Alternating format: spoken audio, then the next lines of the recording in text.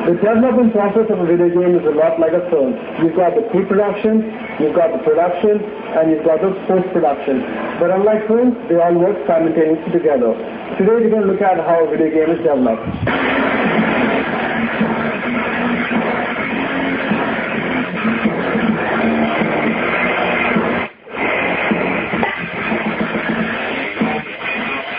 Almost all games today are either two-dimensional or three-dimensional. In a 2D game, everything happens on a two-dimensional platform. Pictures are flat without depth, while a 3D platform takes you closer to reality with multiple perspectives.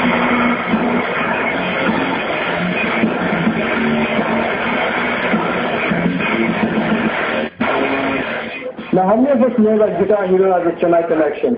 This CD game is published by Octane with Activision. Some gamers might say that Guitar Hero is a piece of cake, but it took the team at Octane a full year to complete this game. So let's just see how they develop the game.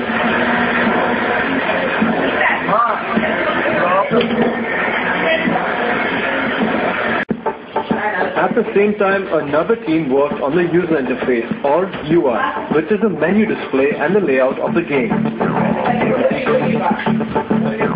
We made a simple user interface so that the users, meaning the player, gets gelled with the game and very easy to navigate between the controls. And when coming to the flag out, the UI has been designed in such a way that the player gets a real-time cricket playing experience, so that he can select the stadium, he can select the team, he can even choose the team, and he can even select the game difficulty mode. The artwork of a game is the first step in the creation of a video game. Once the gameplay is decided, the guitar was designed and a lot of photos were tested. Once the photos were finalized, then the whole characters, the stage, the venue, everything was decided based on the guitar, so that it seamlessly integrates with the guitar. So once we match the technical bandwidth and the art is approved, then the game is ported into the platform. Since the days of Pong, sound has been crucial in video games. And in Guitar Hero, a combination of background music and SFX is very critical. Guitar Hero being a music-based game sound plays a very crucial role here. You have a lot of sound effects like the crowd cheers, the boos, the miss time, the strumming of the guitar, and these are integrated separately depending upon the need of the game, and then these are ported as an SFX part of the game. When we talk about audio for Slogout, we took a real match situation where there are different events happening, like a run out, the ball hitting the bat, the crowd cheers, boos. We decided what sound effects goes where without consuming too much of memory.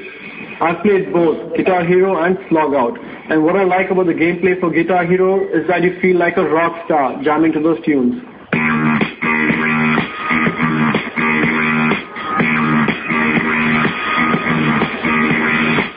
Compare that with Slogout, the gameplay is fairly linear and simple, but the experience is still fun, chasing the required target for victory. When we talk about the gameplay for Slogout, it's not very difficult to find get art references, which is available right across the street, cricket being one of our favorite games. So we collected references from all the players using live action shots, and then we converted that into a 2D using the relevant software.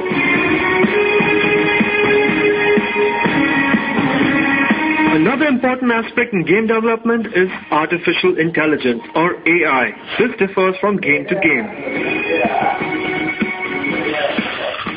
AI, termed as artificial intelligence, makes the game more challenging here. For Slogout, AI will be getting introduced when the player tries to make a stroke in the batting.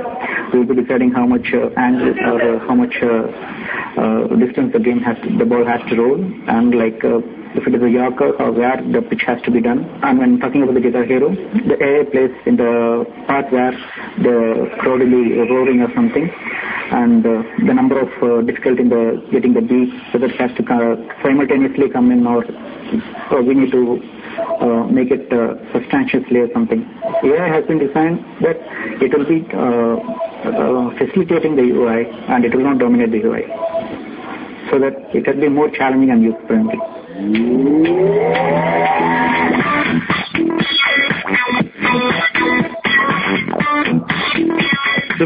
the pudding lies in the test. For example, in Guitar Hero, are there any bugs in the system? If you press yellow, does the blue chord strum?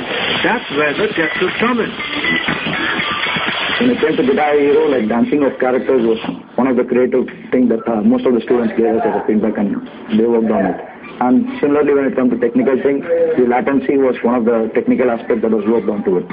In Sluggout, we had creative as well as technical things because it's an online game. We had the number of users playing the game at the same time and the size on the thing. So you should not have the latency problem again, and users should be accessible to the game. Honestly, this is one of the toughest games I've ever played.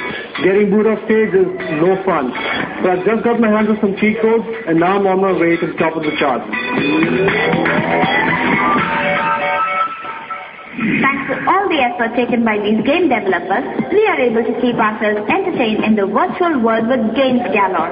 That brings us to the end of this week's Byte